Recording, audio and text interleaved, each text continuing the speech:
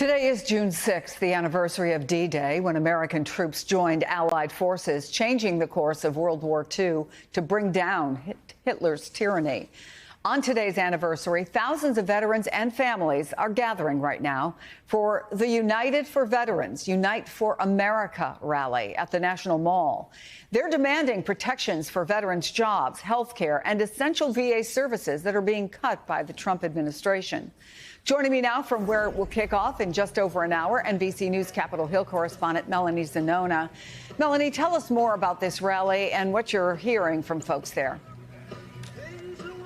Yeah, so this rally obviously comes on the anniversary of D-Day, but it also comes against the backdrop of the DOGE cost-cutting mission. And I got to tell you, Chris, there's a lot of concern in talking to veterans about how that cost-cutting mission might impact the Veterans Affairs Department, including critical services like access to health care, which can already be really difficult for veterans to receive. Now, the administration insists that they are not going to cut any health care or any retirement benefits.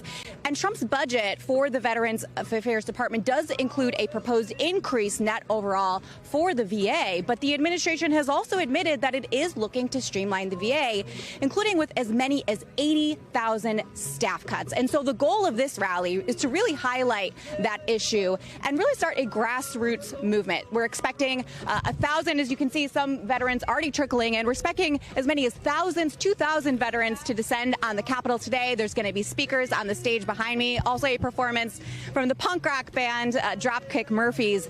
And it's all happening with the Capitol directly behind them. And Chris, that is the audience that these veterans are hoping to reach, because it's Congress that has the power ultimately at the end of the day to either stop these cuts or to greenlight those cuts. And in the next few months, there is going to be a spending showdown on Capitol Hill. So that is where we're expecting a lot of these issues, including potential staff cuts to the VA, to play out.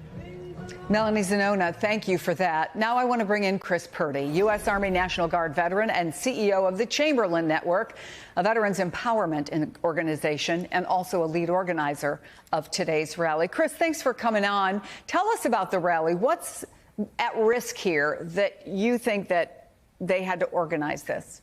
Yeah, thanks for having me. This is about jobs, it's about health care, absolutely. But really at the heart of it, what we are out there rallying for is our democracy. Because what we know is, the executive is cutting these jobs that are going to impact the veteran community, people like me who served after 9/11 and gave so much for this country. And what we're telling the president and the administration is, if you're going to do this, you can't just do it unilaterally. It needs to go through the people's house. It needs to go through Congress. And the people need to have a voice in this process. So we're out there today. It's going to be a great show. We're really proud that Dropkick Murphys is going to be there. We have lots of veterans and veteran service organizations, Iraq and Afghanistan Vets of America, Burn Pits 360, lots of other groups who have been part of this movement for a long time are coming out and showing support. So we're excited. Since the cuts began, I wonder what you've been hearing from fellow veterans. Yeah.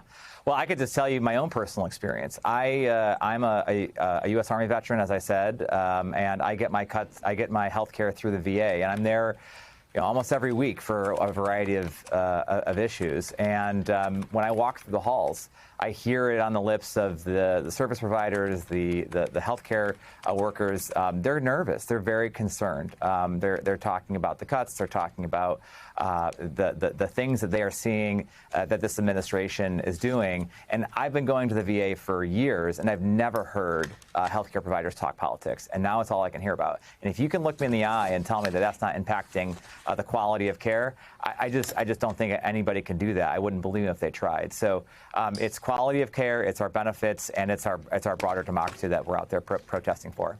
Let me show you some recent headlines.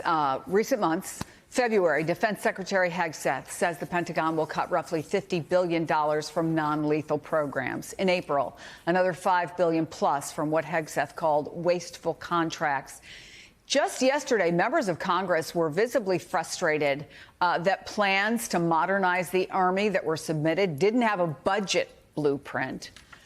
Do these things help accomplish the administration's stated goal, which is to strengthen the military and our national security? Yeah, I'm not sure how one cuts the military and cuts veterans care and think that's actually going to help this country. What we should be investing in is the services for our veterans and ensuring that the military has what it needs to get the job done. I just don't see how you can reduce the size of the Army, for example, with all that's going on right now and still expect to accomplish the mission. In just over a week, Washington, D.C. will host what President Trump is calling a once-in-a-lifetime military parade. It marks the 250th anniversary of the U.S. Army and also his birthday at an estimated cost of $25 to $45 million, depending on who's doing the estimate. What are your thoughts, given the cuts that you're protesting today? Yeah, I'll be honest with you, I could care less about the parade. I mean, I'm an Army vet. It's the Army's birthday. I'm proud of that.